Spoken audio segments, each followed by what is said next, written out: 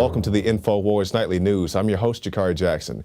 Here's what we have in store for you on this July 25th, 2013 edition. Tonight on the Infowars Nightly News, 78 people killed and 100 injured after a train derails in Spain. Plus, the House rejects our Fourth Amendment rights. Then, an in-depth interview with investigative reporter Wayne Madsen following the Infowars Nightly News.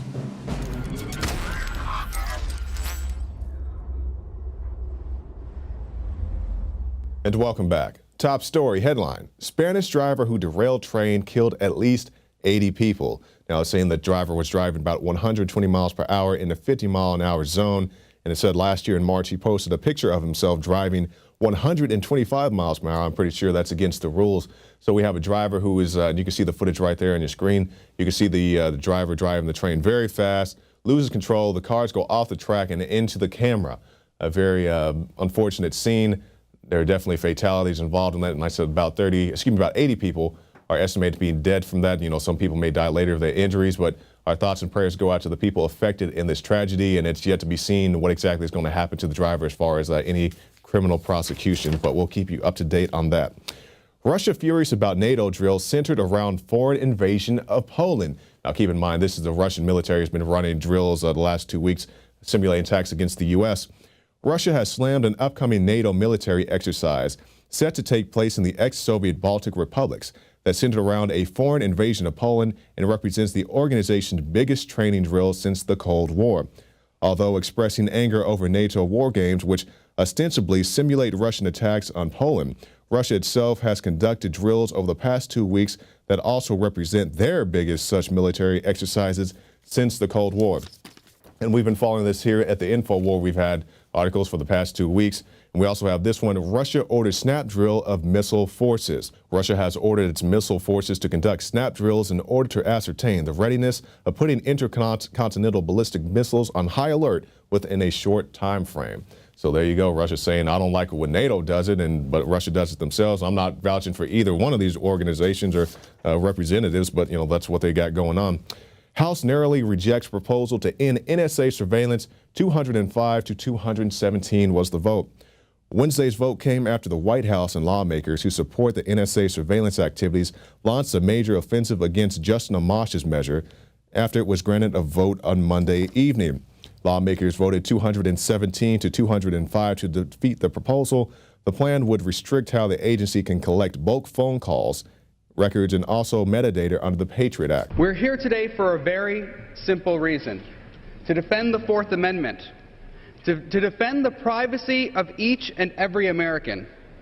As the Director of National Intelligence has made clear, the government collects the phone records without suspicion of every single American in the United States. As we know all too well, national security is a real and present danger and something that we have to take quite seriously. We can't deal in false narratives.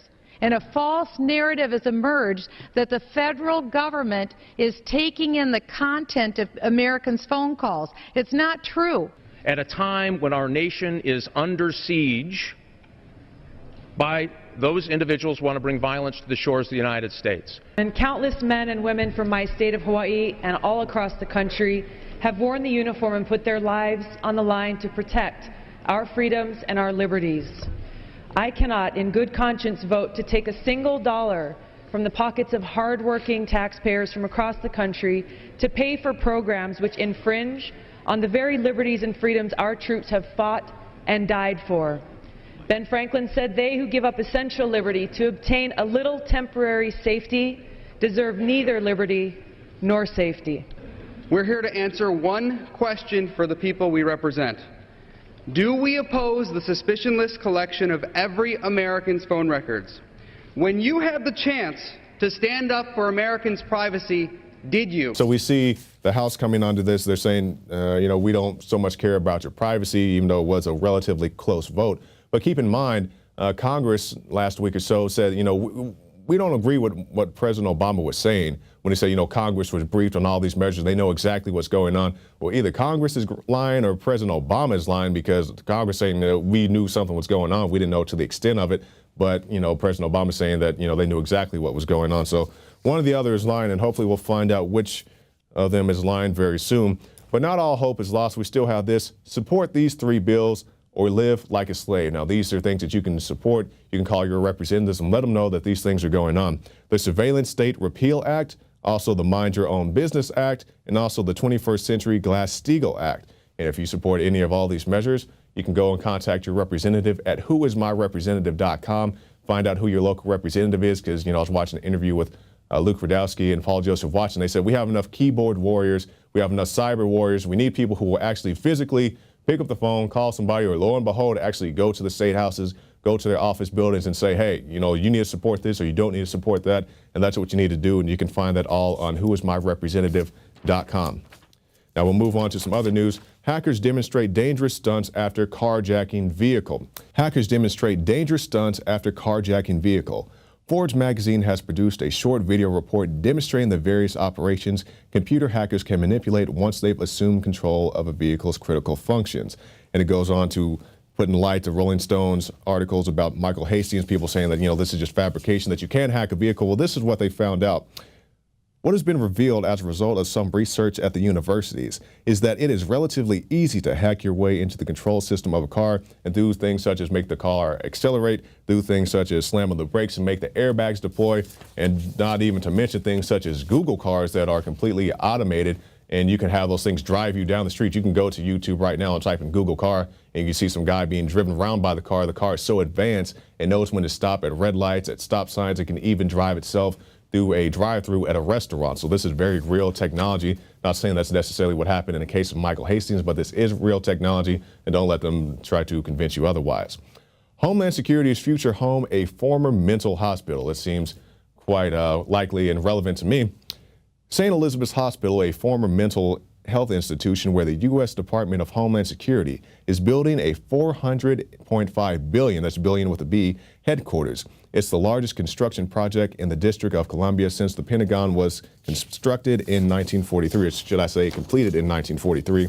DHS will use many of the old hospital buildings on the 176-acre campus. So they have all these dungeons and torture camps and so forth over there. And also, if you're listening to Alex Jones' radio show today, you heard him say that many of the people affiliated with this institution in the past have ties to MK Ultra. You can look that up, as well as MK Ultra, the mind control situations. And many of those scientists that were involved in that also had ties to that facility. So why DHS chose this facility to conduct their operations, I don't know. But, they may need some mental health evaluations themselves. Now we'll move on to our final article of the night. Cop fired for speaking out against ticket and arrest quotas. Sergeant Neal started instructing me and my partner to arrest people that we didn't feel like had broke the law. Stay active at Saturday night. Out here, let's make some contact with Madsen in jail, buy some tickets and all that neat fun stuff that we signed up to do when we signed up for this job. So if you dare speak out to your masters about, policies that are not legal and even legit in this case, you will be relieved of your duty, as is the case of this gentleman. And for more on that, we have an Infowars special report. When you get pulled over, remember the police tell you that it's all for your safety. Well, the truth is out, and it's really not for your safety. In Auburn, police officer Justin Hanners and fellow officers were directed to hassle, ticket, or arrest specific numbers of residents per shift. And when he refused to comply and keep quiet, he was fired. It's not only Alabama. In Fairfax County, Virginia, the police department laid it out in black and white, and you too can view it for yourself in a memo available on the internet. Let's not leave out Texas. The Fort Worth Police Department likes black and white too, and has laid it out in memos that show some officers who are part of a program funded by a federal grant and administered by the state that says they must make at least 4 traffic stops an hour. When you get pulled over, know what to do. Go to the Alex Jones channel today and check out Eddie Craig's video, Secrets Police Don't Want You to Know. And go to prisonplanet.tv and sign up and give your username and password to up to 10 people. I'm Gigi Arnetta, and this is an Infowars Nightly News Alert. And And if you want to know more about that, the secrets that the police do not want you to know, you can go to youtube.com on the Alex Jones channel, and you can see Eddie Craig, Air Force veteran and also former peace officer. He's going to tell you all the secrets. It's a very well-made documentary. It's about 2 hours long, a little over 2 hours, but it's definitely worth your time for any type of situation, traffic stops, whatever kind of situations you may end up in. This is definitely the video that you need to watch. Now, we're in now with our quote of the day. This is from Ronald Reagan. Concentrated power has always been the enemy of liberty. That by Ronald Reagan. Now stay tuned, because right after this break, we'll have a special report with Wayne Madsen. This is a very in-depth interview. He talks about the TSA and how we're losing our liberties on a daily basis. But first, if you like this broadcast and you want to see it continue, go to prisonplanet.tv, get yourself a 15-day free trial. You can get it all right there. The Alex Jones radio show, the nightly news, the special reports, all that good stuff is right there. Even our movies, such as State of Mind, which is also right there. You can see it right there on your screen. And it's also available in the Infowars shop. State of Mind, The Psychology of Control. You can get it for $19.99, and also you can pay a few dollars more and get it on Blu-ray. It's an excellent film made by the same people who brought you A Noble Lie, the Oklahoma City film. So stay tuned, and we'll be back right after this break with Wayne Madsen. Now you can watch Alex Jones live at Infowars.com/show. You'll find links to all of our content there and a free 15-day trial for Prison Planet TV.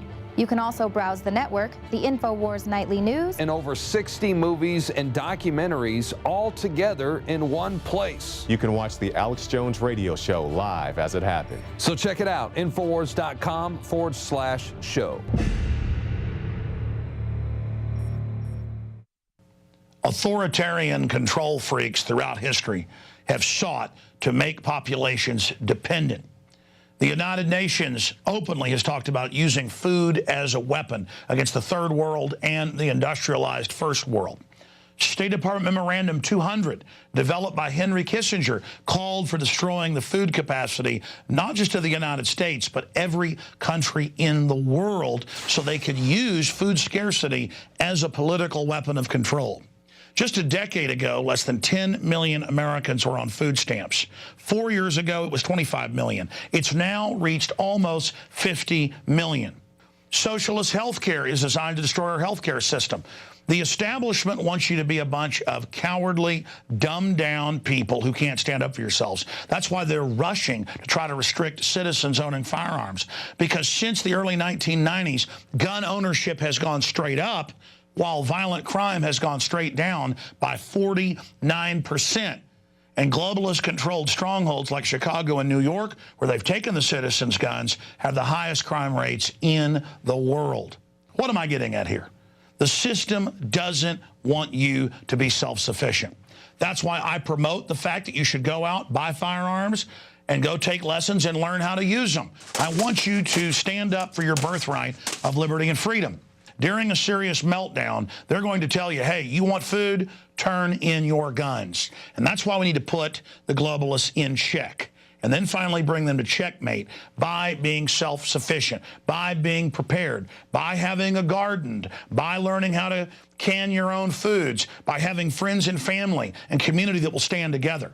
But at the heart of that is having quality, storable foods. And that's why I went out more than a decade ago and found the very best food company to be my sponsor, eFoods Direct. They're the company that I personally use for my emergency food storage preparation, whether it be for natural disasters or the tyranny that is intensifying. So give them a call, 800-409-5633. That's 800-409-5633. Or efoodsdirect.com/Alex to find the weekly and monthly specials. And there's a lot of other reasons. Privacy, you name it. When you want high-quality, storable foods, you go to the experts, and that's efoodsdirect.com/Alex to find the full list of specials. The 2-week food supply provides one adult with 81 servings of healthy, delicious, storable food for 14 days. The 1-month food supply provides 192 servings for 28 days. And then there's the 1-month family food pack. It will change the way you look at the food in your pantry. Every time you eat one of these meals, you are eating healthy, delicious food and saving a lot of money. The 3-month food supply 576 servings of storable food for 91 days. And the one-year food supply will provide you with 2,304 servings of healthy, delicious, storable food for 1 full year. Your meals are as delicious and nutritious tonight as they'll be in 25 years. Bottom line, there's a bunch of specials at efoodsdirect.com/Alex. You can also call them at the toll-free number on your screen, and they can send you a catalog with all the specials detailed and tell you about the weekly and monthly specials that they're always running.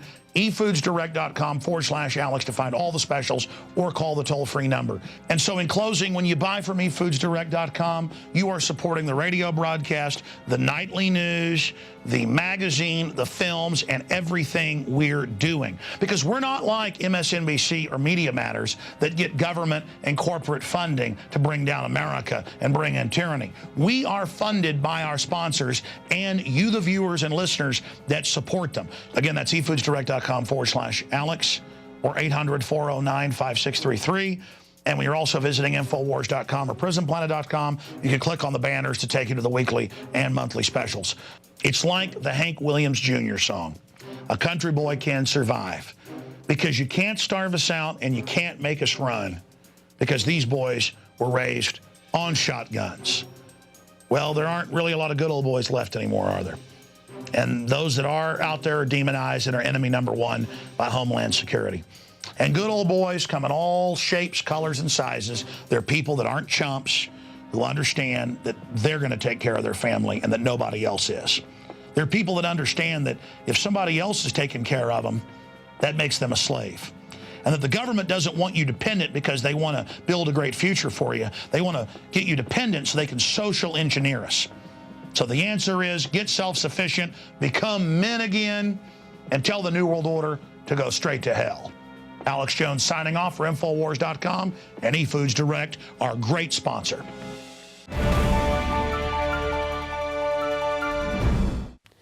What we see now is a war against reality. It's a war against the truth.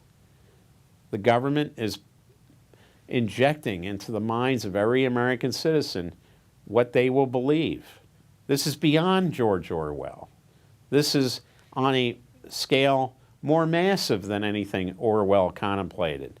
Orwell knew about television, telescreens, two-way telescreens, but Orwell never contemplated that we'd have technology so portable, so intrusive.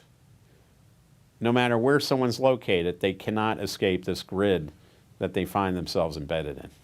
My first job in journalism was with my high school newspaper, which was a very political, we had our own political slants, and we were very much opposed to Richard Nixon's administration. And Nixon tried to go after the press, but the press retaliated and exposed Nixon. Nixon wound up resigning before he faced certain conviction by the U.S. Senate after his impeachment by the House of Representatives. But what we have in President Obama is somebody much worse than Richard Nixon, much worse than George W. Bush. Barack Obama has brought 7 espionage charges against people in the government who brought information about government wrongdoing, whistleblowers, if you will. Some people call them truth tellers, brought information to the media. President Obama has indicted 8 individuals, if we now include Edward Snowden as the 8th. None of President Obama's predecessors, all put together since the Espionage Act was passed in 1917 by President Woodrow Wilson, no predecessor has indicted so many people under the Espionage Act. In fact, most presidents never used the Espionage Act, but President Obama has indicted more people under the Espionage Act than all of his predecessors combined since the administration of Wilson. And this has sent a chill through the investigative journalism community in Washington and around the country. Journalists are now afraid to talk to sources because they don't want to expose their sources. Sources are, in fact, afraid to talk to a journalist because of the fear they may be indicted and sent to prison for an awfully long time. We've seen President Obama and his Attorney General, Eric Holder, conduct illegal surveillance against over 100 reporters and editors of the Associated Press, a Fox News reporter who covers the State Department, a New York Times reporter, Jim Risen, who had a source within the government. They're trying to get the New York Times reporter Risen to sit and testify before a grand jury to expose his source. This is rather unprecedented, and even Richard Nixon, as much as he may want to have done some of these things, knew what his constraints were, and we never even saw this type of activity at the height of Watergate. Everything that's been released by Ed Snowden was pretty well known. It was the subject of a European Union investigation by the EU Parliament in the 99-2000 timeframe. It was a subject of a number of magazine articles, newspaper articles, and was in Jim Banford's book, The Shadow Factory. And the only real new information we got was the intensity and the size of NSA's surveillance network and some of the new code words assigned to some of the surveillance projects. What we were told about was metadata surveillance, capturing data off the transatlantic 14 cable, TAT-14. This was a joint operation between NSA and its sister activity in Britain called the Government Communications Headquarters, GCHQ.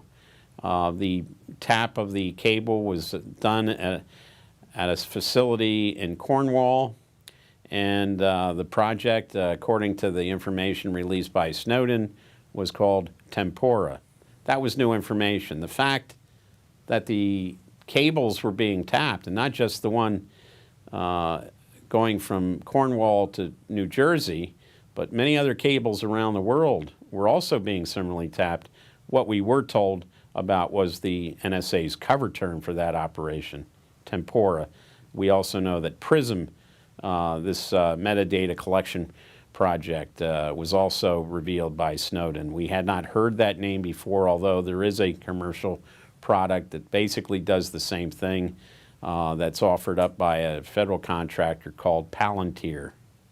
We've seen attacks on journalists in the past, but we've also seen journalists around the country try to expose those who murdered journalists. In 1976, a very brave journalist named Don Bowles was investigating the mafia in Phoenix, Arizona, and it got into a lot of areas that were uncomfortable to a lot of people. And Don Bowles got into his car and it blew up, but before he died, he urged people to continue the investigation he started. And the Investigative Reporters and Editors Group was founded basically in his name. Journalists came together, but nowadays, when a Michael Hastings dies in his car, in a manner very similar to what happened to Don Bowles, we have people that are just, oh, it must be an accident. They're going along with the flow. They're not questioning the Los Angeles Police Department. Every journalist should question anybody from the government. White House Press Secretary Jay Carney should not have this love fest that he has in these White House press conferences. They should be confrontational by nature, but they're not. They're just, you know, they might as well be coffee clutches where the journalists get together and talk about the weather and, you know, what Carney's weekend plans are. But that's essentially what we have today. We don't have a confrontational press. And if we get a reporter in the White House or at the Pentagon or at a State Department briefing who gets a little confrontational, they have their press credentials pulled. And without credentials, without access, you no longer have a job in the corporate media. Michael Hastings, of course, did try to bring to the attention of the American people what was going on behind the scenes, as any true investigative journalist would do. But one evening in Los Angeles, his car literally blew up and he was burned beyond recognition. And here again, we have another case of yet another journalist dying under mysterious causes the corporate press goes along their merry old way and believes everything that the LA Police Department is telling it, just as the corporate press destroyed the career of enterprising investigative journalist Gary Webb, who we were told shot himself twice in the head. He exposed the whole CIA cocaine operation. And we've seen it in other cases with journalists who are not as well known, but definitely we're looking into very egregious situations with private companies, government, so forth and so on. President Obama has waged a war on the press in the United States unlike any of his predecessors. It has sent a chill through the journalistic community in Washington and all around the country. I've been to countries where there is no freedom of the press, where dictators ruled, and I have seen how journalists are harassed by secret police, they're followed, they're wiretapped, they're intimidated, they're harassed. But I always came back to the United States knowing, well, at least we can do our job here. That is no longer the case.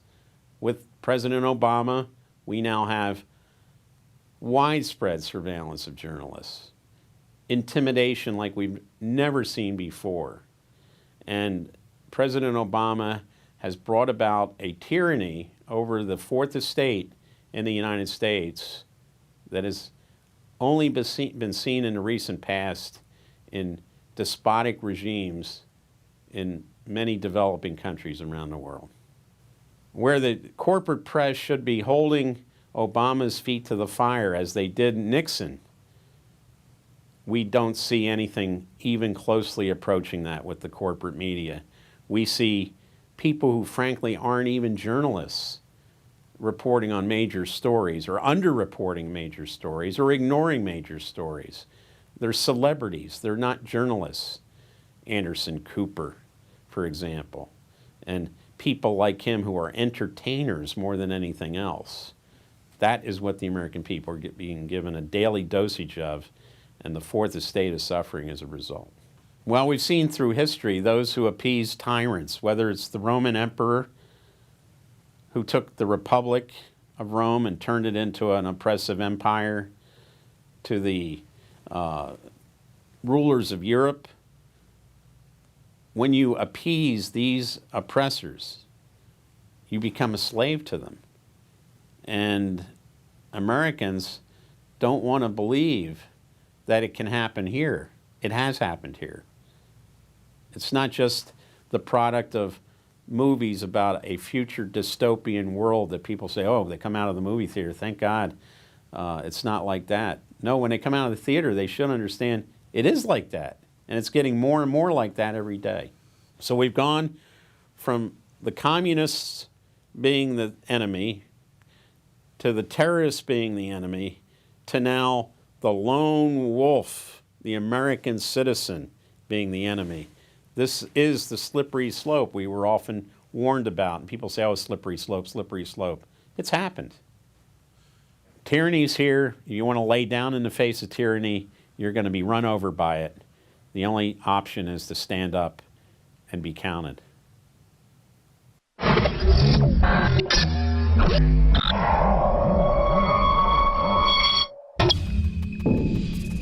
And that about does it for our nightly news. Definitely appreciate Wayne Madsen coming all the way down here to Austin, Texas to film that interview. So let's briefly go over our top stories one more time.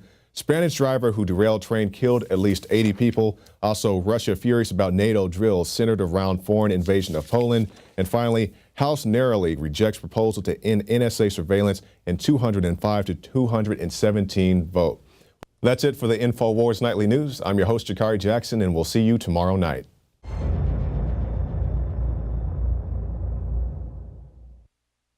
Now you can watch The Alex Jones Show live as it happens at Infowars.com/show. You'll find links to all of our content there and a free 15-day trial for Prison Planet TV.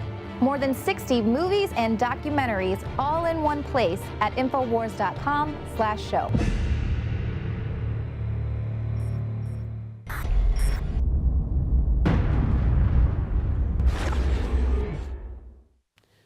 What we see now is a war against reality. It's a war against the truth. The government is injecting into the minds of every American citizen what they will believe. This is beyond George Orwell. This is on a scale more massive than anything Orwell contemplated.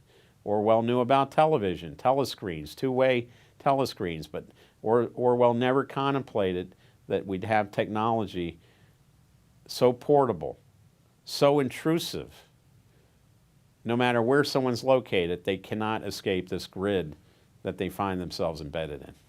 My first job in journalism was with my high school newspaper, which was a very political, we had our own political slants, and we were very much opposed to Richard Nixon's administration. And Nixon tried to go after the press, but the press retaliated and exposed Nixon. Nixon wound up resigning before he faced certain conviction by the U.S. Senate after his impeachment by the House of Representatives. But what we have in President Obama is somebody much worse than Richard Nixon, much worse than George W. Bush. Barack Obama has brought 7 espionage charges against people in the government who brought information about government wrongdoing, whistleblowers, if you will. Some people call them truth tellers, brought information to the media. President Obama has indicted 8 individuals, if we now include Edward Snowden as the 8th.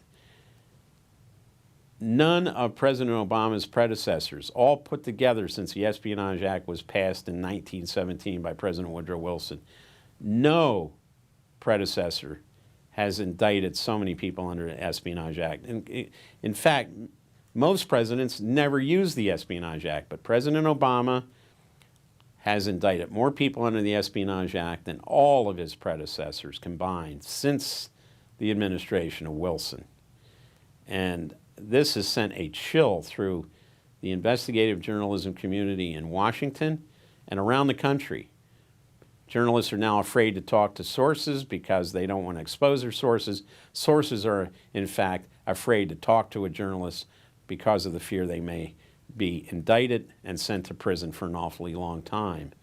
We've seen President Obama and his Attorney General, Eric Holder, conduct illegal surveillance against over 100 reporters and editors of the Associated Press, a Fox News reporter who covers the State Department, a New York Times reporter, Jim Risen, who had a source within the government. They're trying to get the New York Times reporter Risen to sit and testify before a grand jury to expose his source. This is rather unprecedented, and even Richard Nixon, as much as he may want to have done some of these things, knew what his constraints were, and we never even saw this type of activity at the height of Watergate. Everything that's been released by Ed Snowden was pretty well known. It was the subject of a European Union investigation by the EU Parliament in the 99-2000 timeframe. It was a subject of a number of magazine articles, newspaper articles, and was in Jim Banford's book, The Shadow Factory. And the only real new information we got was the intensity and the size of NSA's surveillance network and some of the new code words assigned to some of the surveillance projects. What we were told about was metadata surveillance, capturing data off the transatlantic 14 cable, TAT-14. This was a joint operation between NSA and its sister activity in Britain called the Government Communications Headquarters, GCHQ. The tap of the cable was done at a facility in Cornwall, and the project, according to the information released by Snowden, was called Tempora. That was new information. The fact that the cables were being tapped, and not just the one going from Cornwall to New Jersey, but many other cables around the world were also being similarly tapped. What we were told about was the NSA's cover term for that operation, Tempora. We also know that PRISM, this metadata collection project, was also revealed by Snowden. We had not heard that name before, although there is a commercial product that basically does the same thing that's offered up by a federal contractor called Palantir. We've seen attacks on journalists in the past, but we've also seen journalists around the country try to expose those who murdered journalists. In 1976, a very brave journalist named Don Bowles was investigating the mafia in Phoenix, Arizona, and it got into a lot of areas that were uncomfortable to a lot of people. And Don Bowles got into his car and it blew up, but before he died, he urged people to continue the investigation he started. And the investigative reporters and editors group was founded basically in his name. Journalists came together, but nowadays, when a Michael Hastings dies in his car, in a manner very similar to what happened to Don Bowles, we have people that are just, oh, it must be an accident. They're going along with the flow. They're not questioning the Los Angeles Police Department. Every journalist should question anybody from the government. White House Press Secretary Jay Carney should not have this love fest that he has in these White House press conferences. They should be confrontational by nature, but they're not. They're just, you know, they might as well be coffee clutches where the journalists get together and talk about the weather and, you know, what Carney's weekend plans are. But that's essentially what we have today. We don't have a confrontational press. And if we get a reporter in the White House or at the Pentagon or at a State Department briefing who gets a little confrontational, they have their press credentials pulled. And without credentials, without access, you no longer have a job in the corporate media.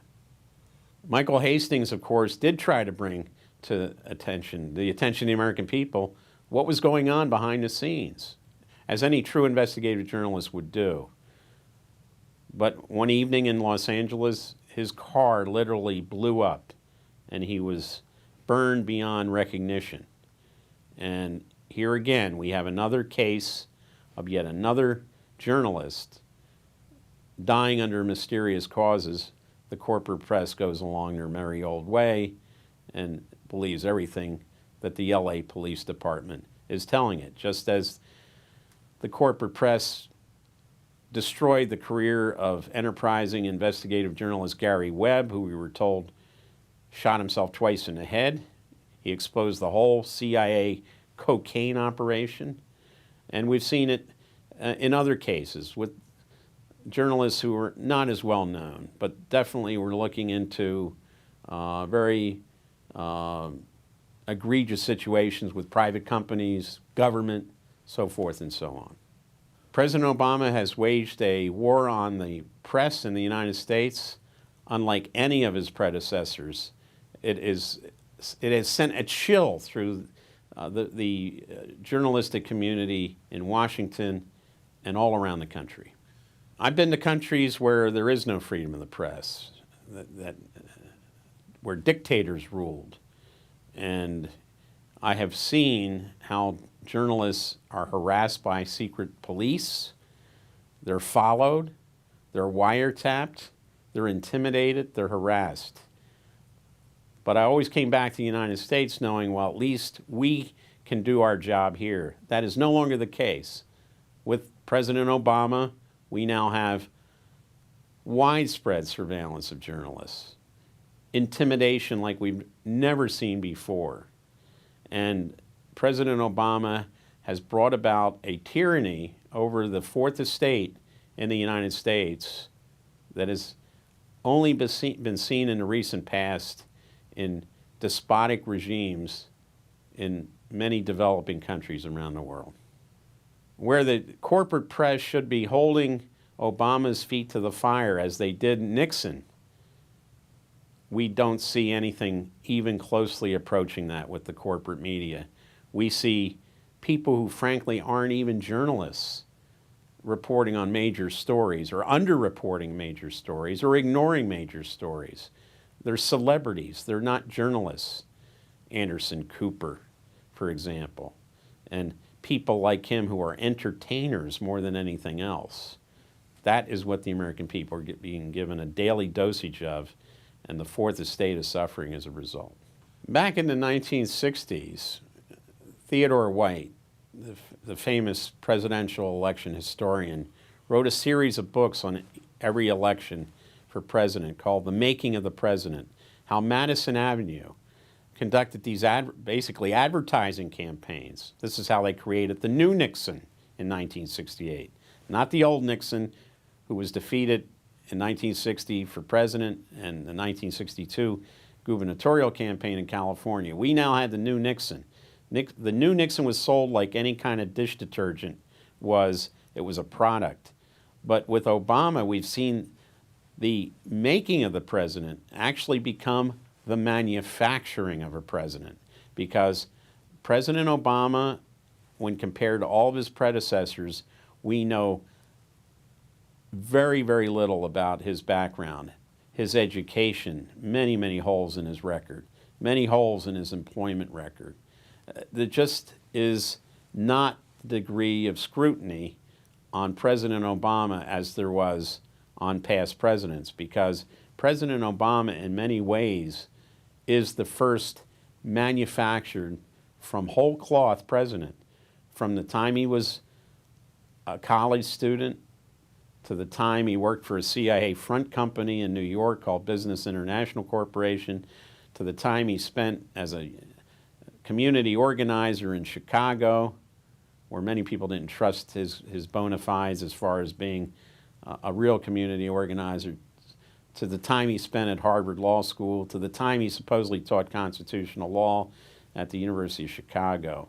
We have a president who has gaping holes in his biography, and very, very few members of the corporate press have been willing to look into these discrepancies because they're afraid that they'll be called names, they'll be called conspiracy theorists, that they'll lose their jobs.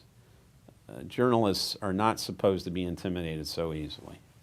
Well, we've seen through history those who appease tyrants, whether it's the Roman emperor who took the Republic of Rome and turned it into an oppressive empire, to the rulers of Europe. When you appease these oppressors, you become a slave to them. And Americans don't want to believe that it can happen here. It has happened here. It's not just the product of movies about a future dystopian world that people say, oh, they come out of the movie theater, thank God. It's not like that. No, when they come out of the theater, they should understand it is like that. And it's getting more and more like that every day. We didn't just happen into this oppressive government overnight. For decades, what I refer to as the secret part of the government, the secret think tanks, the federal contract research centers that operate under classified, top secret, and above contracts, have generated paper after paper, report after report, all classified at a very high level on what they see as the future for the United States. The Rand Corporation, many other companies like that deal directly with the Pentagon. In the 1950s and 60s, the Rand Corporation got its start by coming up with the single integrated operational plan, which basically talked about a nuclear war and how many megadeaths the United States could experience in an all-out nuclear exchange with the Soviet Union. From the seeds of this insanity, we now have these same think tanks operating in secret, coming up with ways and methods on how to control the American public that are scared about the possibility of a pandemic killing millions of people, a debilitating terrorist attack that wouldn't be planes into buildings or bombings of marathons, but nuclear, biological, and chemical attacks. This is all designed to bring about the goal of turning the United States into a surveillance society. We already know that people who were officials of the Stasi in the old East Germany have said, we could have only dreamed of the technology that NSA is using today to monitor not only Americans but people around the world. But they've also cautioned, although we dreamed of it, we think this is very dangerous. So for the United States to be lectured by old retirees from the East German Stasi is really, it's beyond, it's beyond anything anyone would have thought of in the past, that we now have ex-Stasi officers telling the United States you've gone too far. We had the famous Stanley Kubrick movie, Dr. Strangelove, where the George C. Scott character, General Turgidson, says, if we have an all-out nuclear exchange with the Soviets, Mr. President, 65 million tops. Now, I'm not saying we won't get our hair a little mussed up, but in that fictional dark comedy, the Rand Corporation was called the Bland Corporation. They came up with a plan for a survivable nuclear war with the Soviet Union, but it wasn't just fiction. The Single Integrated Operational Plan, the PSYOP, was developed by Rand Corporation to suggest that the U.S. could withstand multiple nuclear strikes in an all-out exchange war, nuclear war with the Soviet Union. And this is where Rand Corporation made its money. And then Rand Corporation continued to be relied on by the secret government to come up with all sorts of scenarios and plans. Of course, the only people that didn't know about these were the people who were paying the taxes, paying the money for these nonsensical reports. But we now have the Rand Corporation and similar federal contract research centers operating under classified contracts, coming up with all kinds of scenarios, how they're going to control the country if there's a pandemic, an outbreak of some disease that may come in from another country or may be developed right here. The plans are put in place under the authority of the Federal Emergency Management Agency, FEMA, which most of its work is classified. And then when we see there's a real need for FEMA to do something like the Gulf oil disaster with the British Petroleum Deepwater Horizon or Hurricane Katrina, we see these bumbling federal bureaucrats not able to respond to a real disaster because they've spent so much time on these science fiction-like futuristic disasters of pandemics, Andromeda strains, nuclear terrorist attacks, things like that. That's because these are all done to condition the American people to put in place the secret part of the government, how the government will react to these scenarios that may or may not ever happen.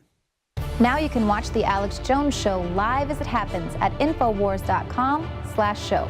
You'll find links to all of our content there and a free 15-day trial for Prison Planet TV. More than 60 movies and documentaries all in one place at Infowars.com/show.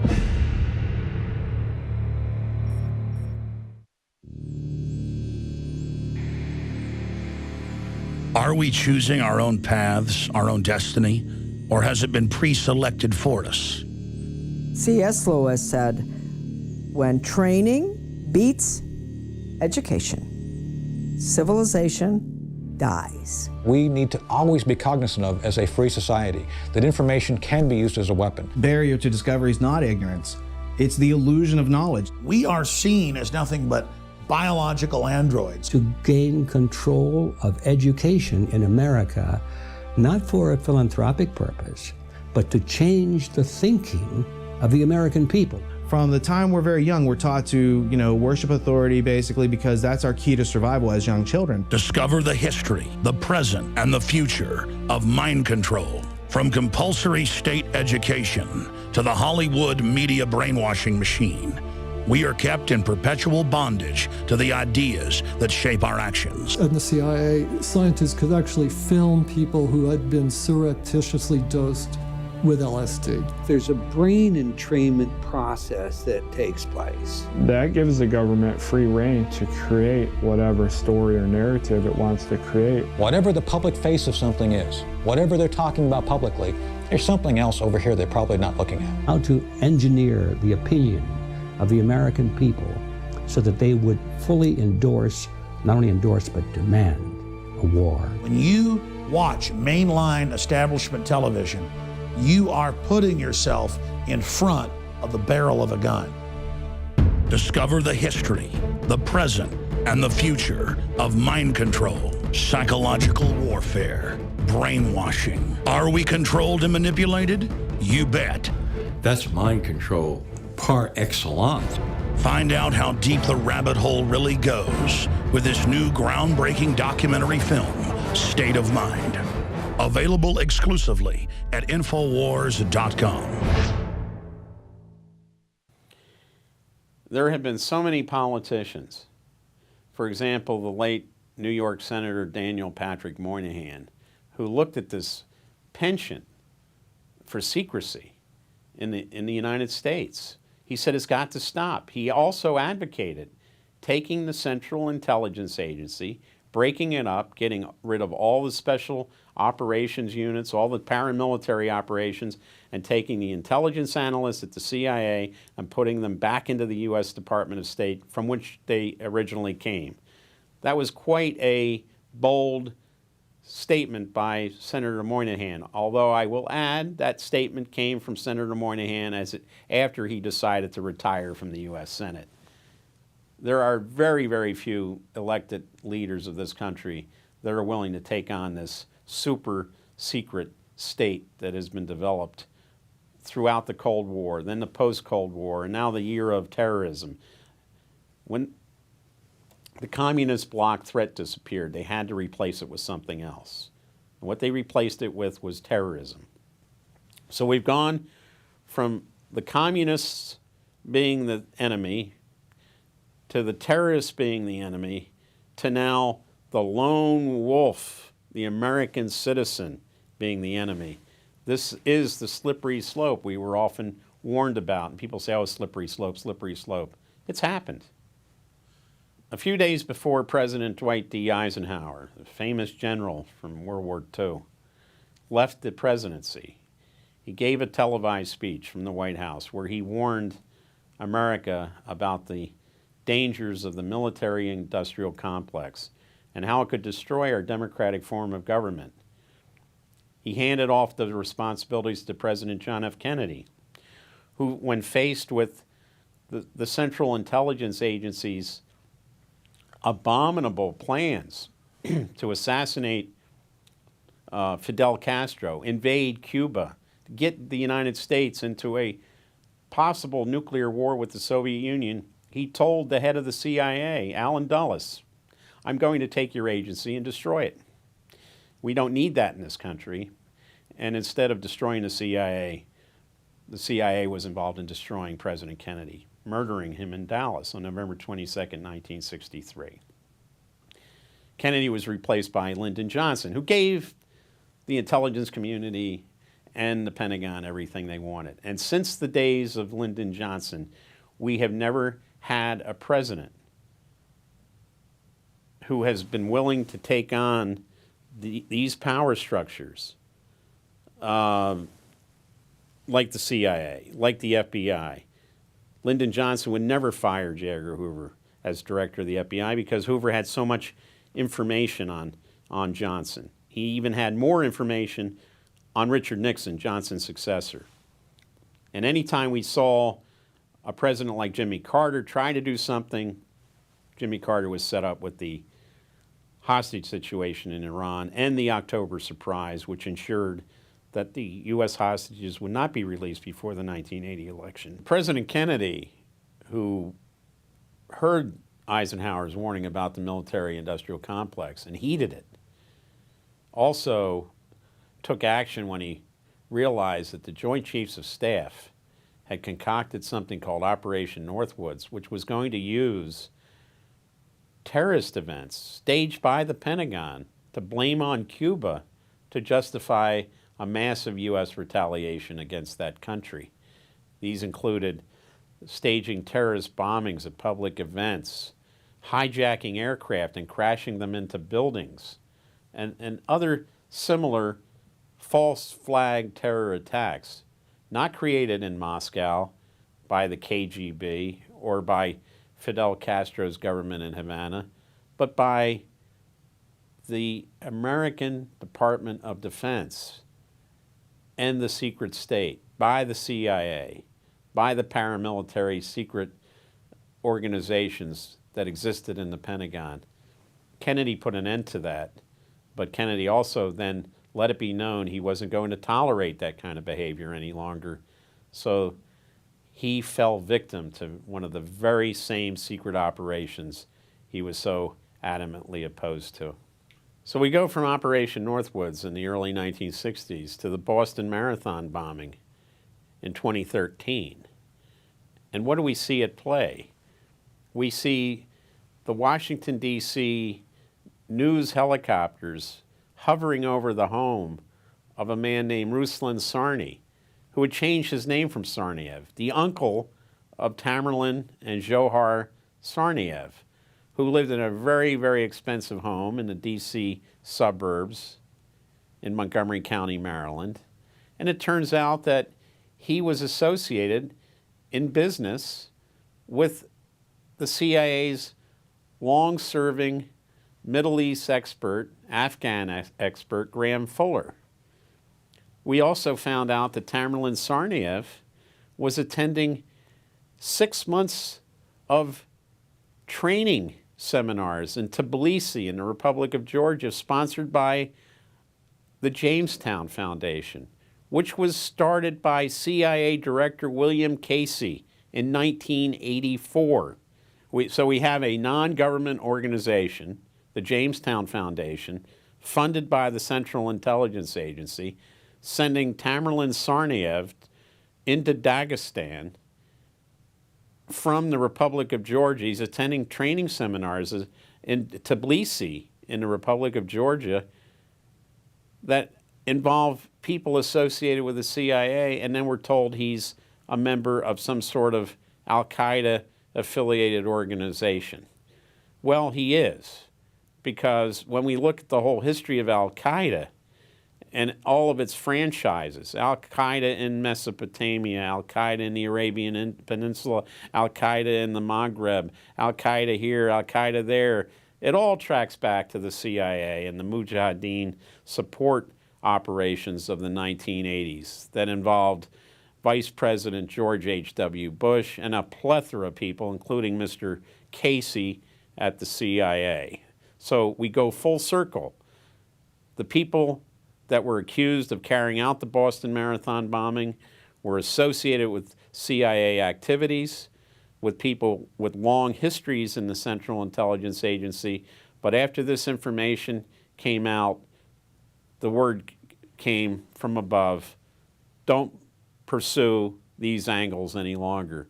So after the news choppers disappeared from Montgomery County, flying over Uncle Ruslan Sarny's home, there was no more information on the CIA connections.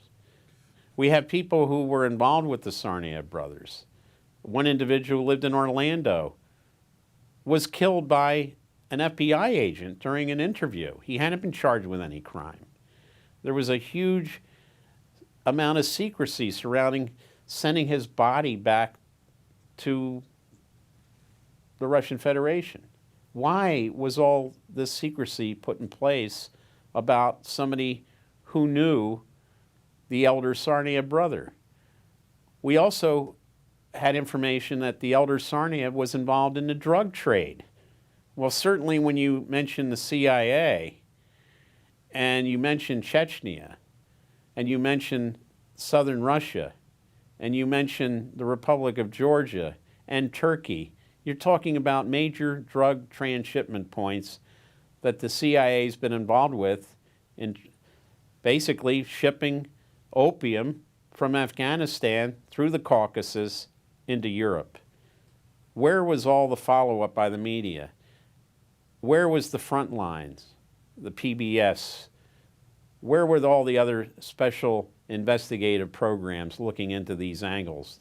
They're not there any longer because public broadcasting is being defunded. The government doesn't want investigative reporting any longer because President Obama has basically criminalized investigative reporting, as any despot would want to do. He's no different than despots that have ruled other countries. They don't want state funding, obviously, for programs that are going to expose their criminal wrongdoings. And we saw the same thing with the lack of follow-up on the Boston Marathon, foreign connections, and the provable connections to the CIA. But filling the gap today, because we have Infowars, we have independent journalists in the field, we were able to find out about some of the things that happened in Boston during and after the bombing.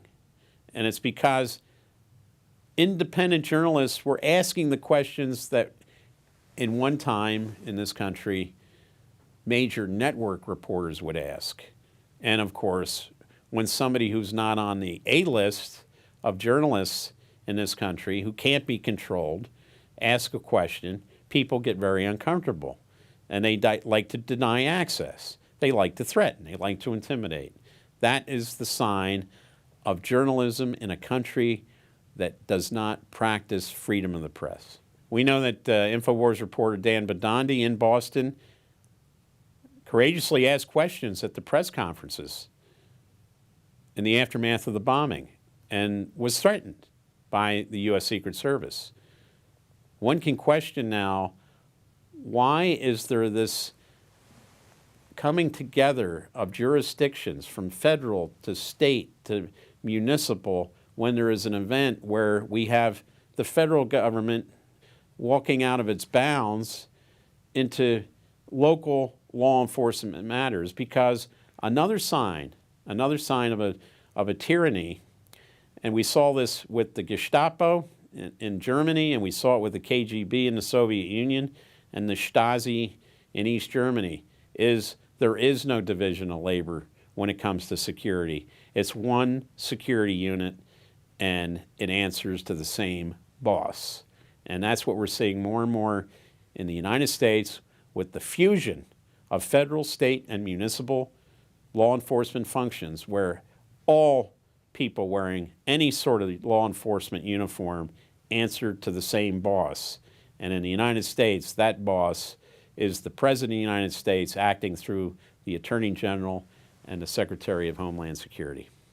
The news media has known that the administration has been wanting to go directly to the American people without the media being able to parse and question and take out what's clearly propaganda from the administration. They want to have this direct feed and bypass the media. And the media, by ignoring what the White House is doing, has slit its own throat, because we're now almost to the point where we don't need the anchormen. We don't need the White House reporters. We don't need people in the White House press room asking questions, because these people are not needed when you're doing direct feeds from the White House to the American public. So we have now reached the precipice where the government will be delivering news and their opinion, and there will not be any room for any sort of questions, dissent, other opinions. That is not in the cards. For many, many years, independent observers, independent truth tellers were warning about what the government was doing, about how they were aiding and abetting and financing Al-Qaeda. And we've come full circle to now the United States, with the support of the U.S. Congress, with the support of people in the opposition political party like Senator John McCain, advocating arming rebel groups in Syria that are absolutely known to be affiliated with al-Qaeda. The al-Nusra Front, for example, which has committed heinous human rights abuses, where their fighters have eaten human organs on film, to the point where President Vladimir Putin of Russia had to say, what in the world is wrong with the West when they support people who commit acts of cannibalism on human organs on television? That's where we are today. And the U.S. supporting al-Qaeda in Syria, we supported them in Libya. Muammar Gaddafi said that, I don't understand, why are the Americans, why are the NATO countries supporting al-Qaeda in eastern Libya? And he was scoffed at. How ridiculous. Gaddafi was telling the truth. President Assad is telling the truth about what the rebels represent. So it's now admitted that al-Qaeda is the key member of the rebel faction in Syria. Where does the money come from? It comes from America's military allies, Qatar, Saudi Arabia, the United Arab Emirates, where the United States has military bases. Woe be it to someone who doesn't look at a map of the Middle East and is able to figure out it's the United States government that's supporting the most radical forms of Islam, including rebel groups affiliated with al-Qaeda against secular governments in the Middle East, in Libya, in Syria, in Egypt. And therefore, Obama, who's very, very sensitive to any sort of ridiculous accusations that he's a secret Muslim from Kenya, is putting himself in the position of having to defend himself from people who say, well, maybe you're not, but why is your foreign policy looking like you are a radical Muslim from East Africa? Because every decision you're making is helping Saudi Arabia, helping Wahhabist, the most radical form of Islam, against secular governments where women have the right to vote. Women don't have to wear a veil. Women can have any job they want based on their qualifications. To take countries like Syria and Libya and turn them back into the 13th century because the U.S. is allowing Qatar and Saudi Arabia and members of the Muslim Brotherhood to pump all kinds of weapons and money and personnel who have killed American troops in Afghanistan and Iraq, fighting the secular Syrian government with arms provided by the United States. The United States, the Obama administration, siding with the most radical elements in the Middle East after they conditioned the American people to hate radical Muslims because we were told they carried out the 9/11 attack on the United States, for the government now to turn around and try to anesthetize the American public about these radical groups because we're now supporting them in their attempt to overthrow the government of Syria, an independent country, is mind-boggling. It's beyond absurd. But the administration knows that they can get the American public to turn on a dime because of their constant conditioning of the American public to accept a new reality. The government controls the means of communications with the American public. So the American government, if it doesn't like the reality they've created, in 30 minutes they can change it. Well, that's what Karl Rove said. He said, we control the media in this country, therefore we control the reality, and if we don't like the reality we've created, just like in the fictional movie Wag the Dog, we can change that reality in 30 minutes or so. The famous Marine Corps General Smedley Butler said in the 1930s, he said, war is a racket. He led Marine Corps invasions of countries in the Caribbean and Central America, the Dominican Republic, Haiti, Nicaragua, Mexico. And then he later said, you know, we were just foot soldiers for the guys on Wall Street. It had nothing to do with national security. We were working for the big moneyed interests on Wall Street. That's exactly where we are today, except Wall Street has become even more powerful. So the military does not go into other countries to protect the United States. It goes into other countries to protect the interests of the moneyed mega banks, the hedge funds, the vulture venture capitalists of Wall Street. When the United States goes into a Libya, it has nothing to do with U.S. national security. It has everything to do with grabbing Libya's oil. When the United States funds al-Qaeda in Syria, it has nothing to do with U.S. national security. It has to do with opening up Syria for new pipelines to be built from the Middle East into Turkey and into Europe. These decisions are made in Wall Street, not even necessarily in the Pentagon. And Smedley Butler had it right in the 1930s, and if he were around today, he would just shake his head. He said, I warned you, but I see my warnings were to no avail.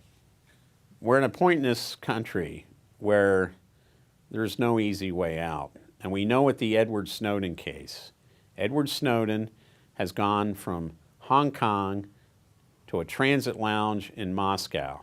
He's in limbo. The United States government has threatened every country in the world who would give this individual asylum that they will face trade sanctions. They will face all kinds of punishment. So we are now in a position where even if you want to leave the United States, where do you go today to be far away from the long reach of what's becoming a tyrannical government? There's not a whole lot of options available. We see it every day now in the United States where people want to make their tormentors, their oppressors, like them. They don't want to irritate them. We see it at the airport on a regular basis with the TSA checks, you know, where government employees in uniforms are demanding people do things. Take off your shoes, take off your belt. People who are in wheelchairs, people who are children, people who have mental problems and physical medical problems are harassed by these people. And we just say, oh, well, you know, it's necessary because we don't want our plane to be hijacked and flown into a building. People are willing to give up their privacy and their own independence for this false sense of security. And we see TSA now spreading itself from airports to train stations to bus stations to shopping malls to theaters to sporting arenas. Soon there'll be TSA at checks on interstate highways. When you pay a toll, you'll have to also show your identification, because the American people have been so taken in with this quote-unquote Stockholm syndrome. They want to make their kidnappers, their oppressors, their tormentors like them, not the other way. It's not demand that this stop. They want to be complicit in their own abuse. Tyranny's here. You want to lay down in the face of tyranny, you're going to be run over by it. The only option is to stand up and be counted.